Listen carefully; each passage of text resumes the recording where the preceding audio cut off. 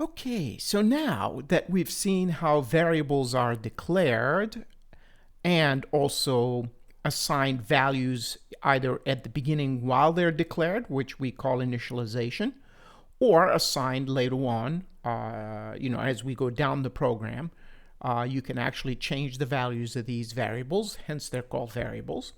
And we've also seen a special kind of variable called a constant, right? So it's not really a variable, it's a constant, so it doesn't change value. You can't do anything about changing its value. Actually, your compiler will throw an error if you try to compile your code after you have attempted to change a value for a constant, okay?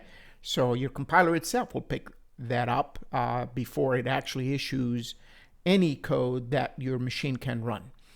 That's great. So now, how about interacting with your computer, which means what if the user wants to assign a value to these variables while the program is running?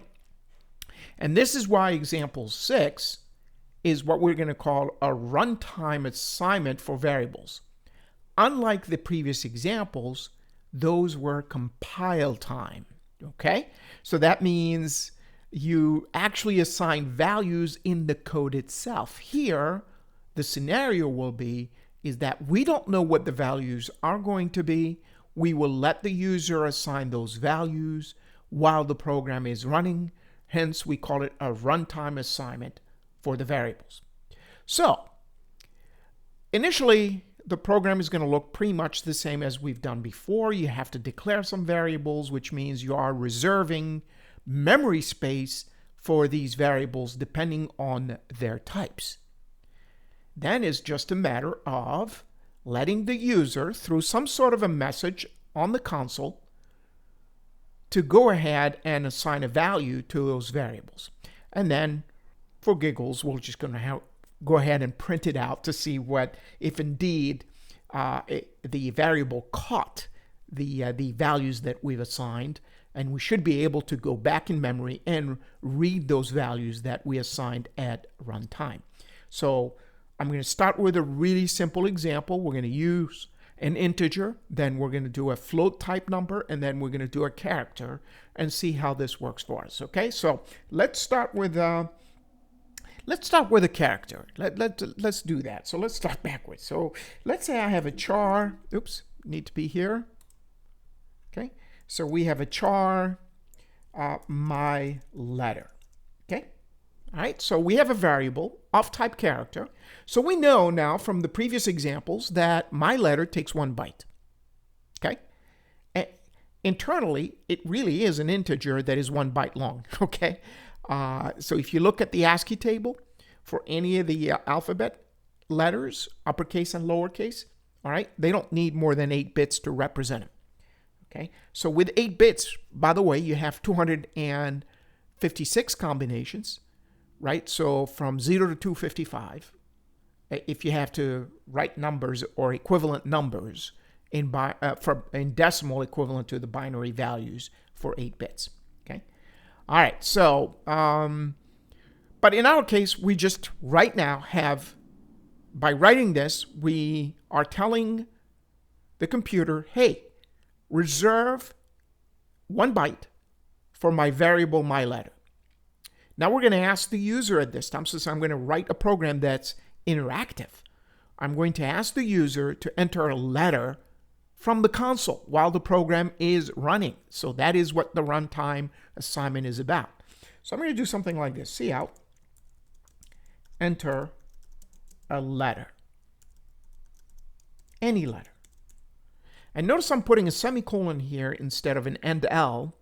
The reason is I want the prompt to blink right on the same line. So I don't need a new hard return.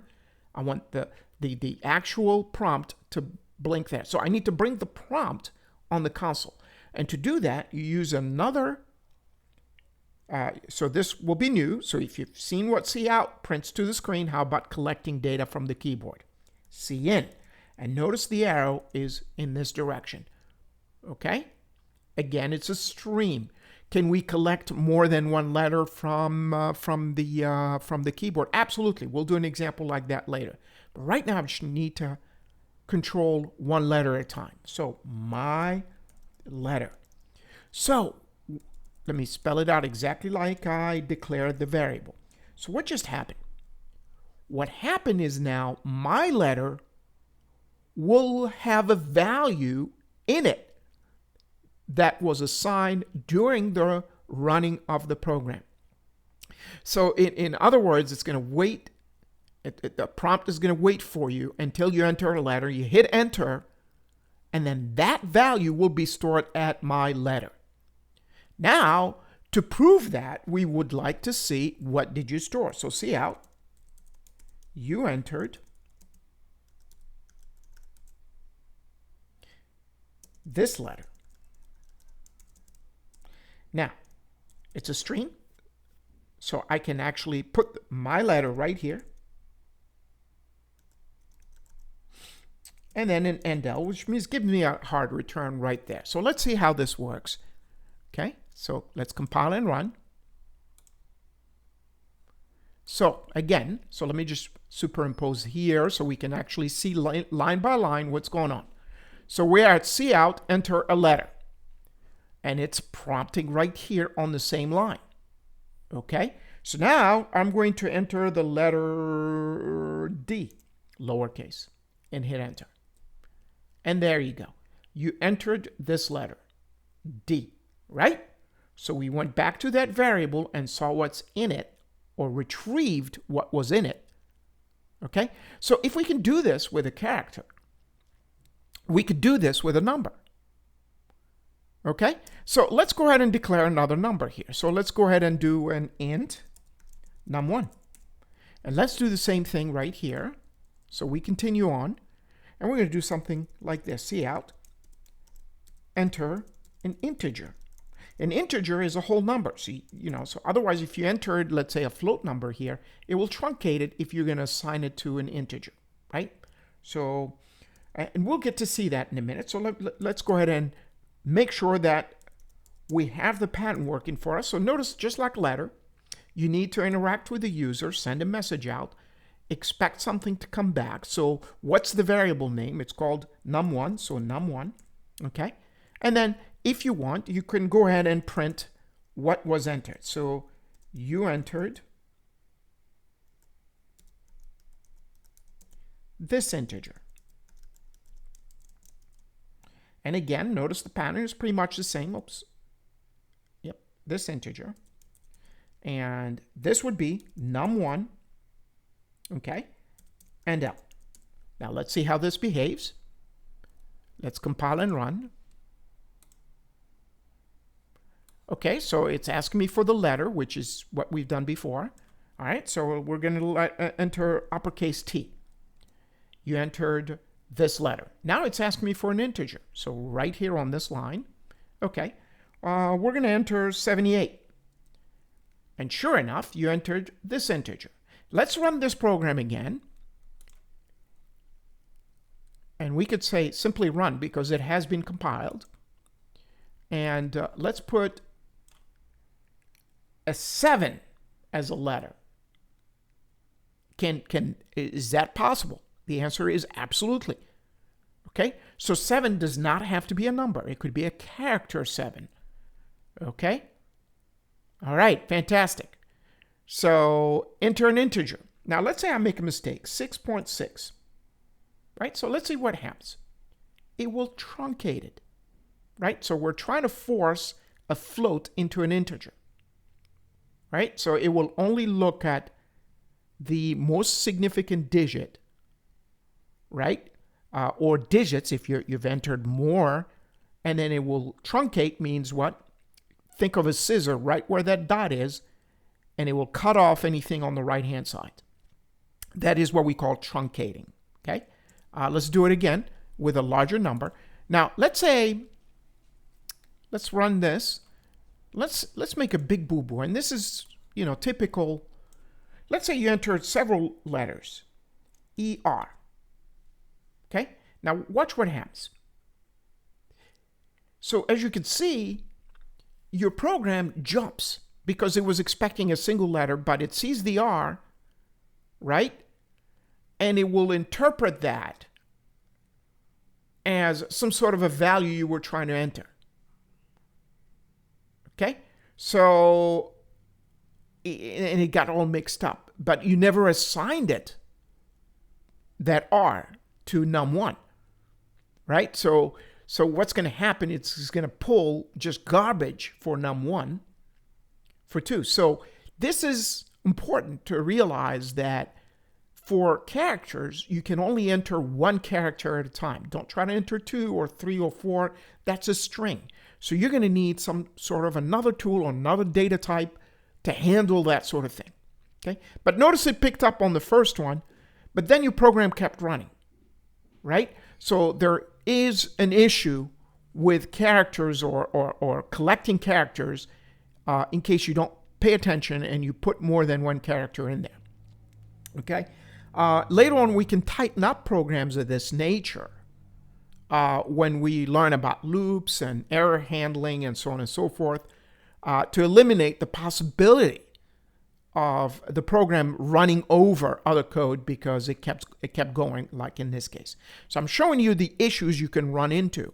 So you have to be really, really careful. So if it says enter a letter, just enter a letter. Don't enter 2 or 3 or 4. You're going to run into problems of this nature. Okay? So let's run this program again, and let's enter. Now let's behave and enter one letter. Okay? So I'm going to enter the uppercase P. Okay? So it accepts that. That's no problem. An integer value will be 345.23. And again, 345 is not a problem, but it will truncate your 0.23. Okay? So if you were, let's say, doing a physics experiment or a chemical experiment and you're collecting data and that 0.23 is important, then this is the wrong data type to use to collect data. So you're going to need a float. And let's go ahead and do that. So we need a float. So we could do simply a float if you want. And we would call it num2. Okay? And a lot of C++ programmers, they just go for double, right? We've seen float, double, long double, right? So let's look at the float again. And again, it's a primitive data type.